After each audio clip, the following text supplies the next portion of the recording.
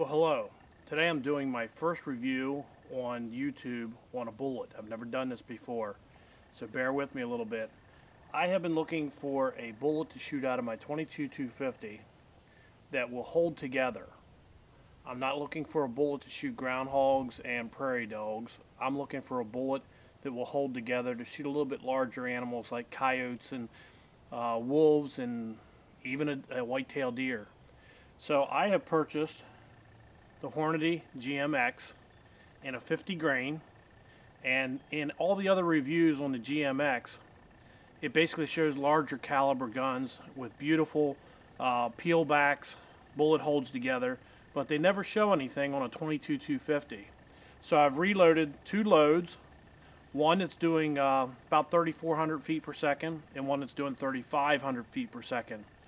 Now I didn't want to take the time to do the ballistic gelatin, so what I did is I grabbed a couple of old 55-gallon plastic drums from one of my farmer buddies and filled it with water. And we're going to do the water test where you shoot into the water and the water actually will stop the bullet. And I've done this on other bullets and they mushroom just beautifully in water, and they should stop before they go out the backside. And I'm hoping that this thing holds together. Everything else that I've tried in my 22-250, I have a 1 in 14 twist, so once I get above 55 grains, I just can't get a good pattern out of them because of the slow twist. With the slow twist, I got to go with a lighter bullet. This is a 50 grain GMX. There's no lead in this bullet, and I'm hoping that it mushrooms perfectly, stops. I hope the pedals stay together, but we won't know till we try it.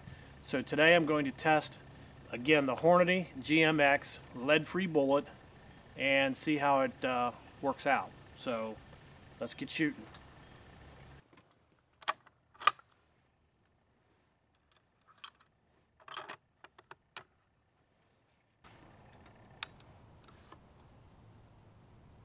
Now this first shot, just for your information, what I've loaded this with is Winchester 760 powder, and the first shot is 37.2 grains, and it's the slower of the two. It's booking at about 3,400 feet per second. So let's shoot the barrel and see what happens with this bullet.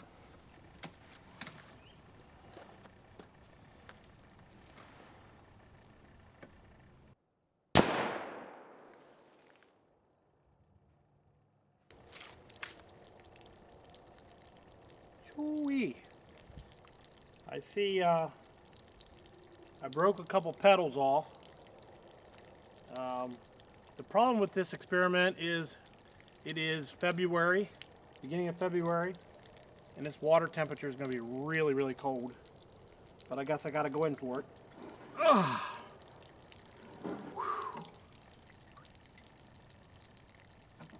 And let's see if I can get that petal.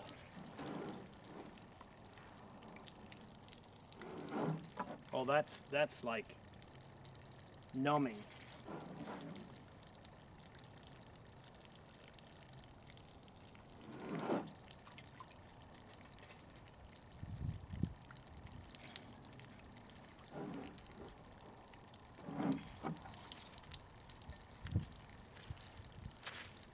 Okay, folks, I don't know if you can see this, but it did not stay together.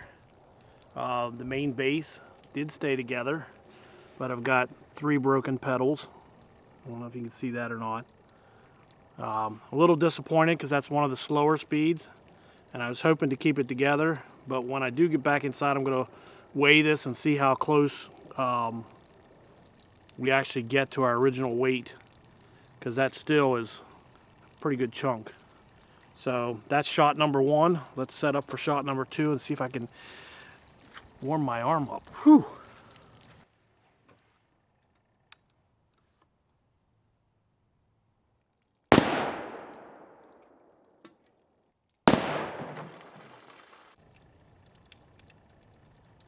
Oh wow, that was pretty violent. There's no petals left on this one. I can see it right here in the back end. I don't know if you can see it or not, but there is just, all the petals are tore off and there's nothing left but the flat base. and then there's pieces everywhere.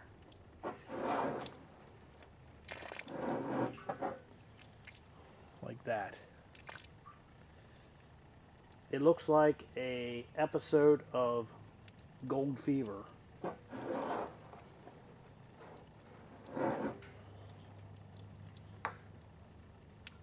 Yeah. So, the moral to the story is, I would say the GMX is not that great in a 22-250 unless you're trying to kill, I'm going to say, medium-sized animals.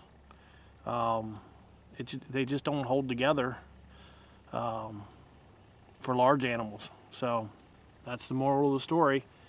GMX might be good once you get into the larger calibers, but for 22-250, it's just another groundhog caliber.